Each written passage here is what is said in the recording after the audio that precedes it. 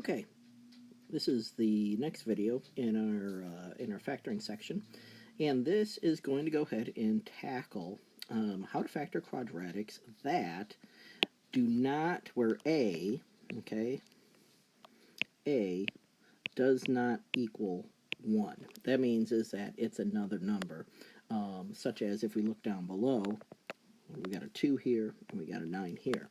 So we got to use a different technique as the previous video, and to do so, one of the first things we need to go ahead and do is this, is that we need to, let's look at example 1, is that we need to check for common factors, okay? And if there is a common factor,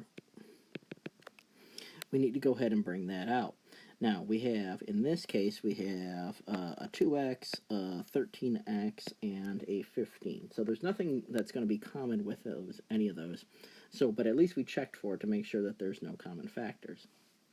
Then the second step is going to go ahead and be kind of a peculiar one, is that these are kind of tough to factor for most students. However, if we rewrite it in a way that we're very used to, then we can go ahead and factor it easier and make good use of what we already know. So anyhow, I'm going to rewrite this by multiplying that guy times that guy.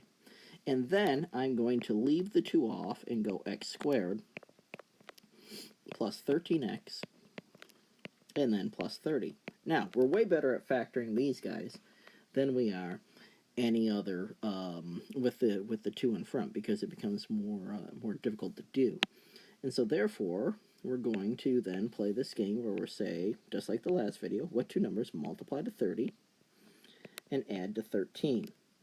Well, those numbers are going to be 3 and 10. So we check them real quick. 3 times 10 is 30. 3 plus 10 is 13.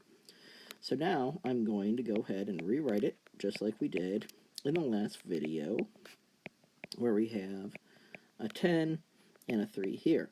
Now, what we have to do is that we have to then, since we multiplied by that 2 right there, what we're going to do is that we're going to divide, or we're going to put the 2 under those guys right there. And if the 2 goes in evenly, like in the case of x plus 10, we just go ahead and say, well, 10 divided by 2 is 5.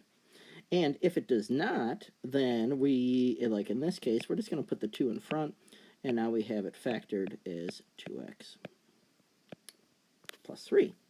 And that, again, the whole point is we see that that original example part is going to go ahead and be factored into x plus 5 times 2x plus 3. Now, another example where we have to actually factor out something that's going to be common is going to be this guy. So we have a 9, a 21, and a 3. So we know that, of course, 3 is going to be common with each one of those. So we're going to take a 3 out of this first, okay? And that's going to leave us with 3x squared plus 7x plus 2 by factoring things out. Now, we're just going to go ahead and use this using the steps that we did in example 1, and then see where that takes us. So we have the leading coefficient right here, which is not 1, it's a 3, so we're just dealing with what's in the parentheses. We multiply the 3 times the 2, and so I'm going to go ahead and I'm just working with what's in parentheses right now. I'm going to leave this 3 off to the side for now. We'll put it back later. So this is going to give me x squared plus 7x plus 6. So we go ahead and we see, all right, what 2 numbers multiply to 6 and add to 7? Those numbers can be what? 6 and 1. So 6 times 1 is 6, 6 plus 1 is 7. So therefore, I'm going to go ahead and go x plus 1 and x plus 6. Now, I have to remember that I multiplied over here the 3 times the 2, so I got to divide in the 3 and see if it goes in here. In the first binomial here, it does not go in evenly, so that's going to give me 3x plus 1. In this one it does, and we have just x plus 2. Now, we can't forget about our buddy here, the 3, and so to finalize everything out, this is going to be the final factored form. Okay, and so, yeah, be on the lookout for the when to go ahead and use this factoring technique when a is not 1, and also you have to remember to check for any common factors before you do it, otherwise it doesn't work out nicely.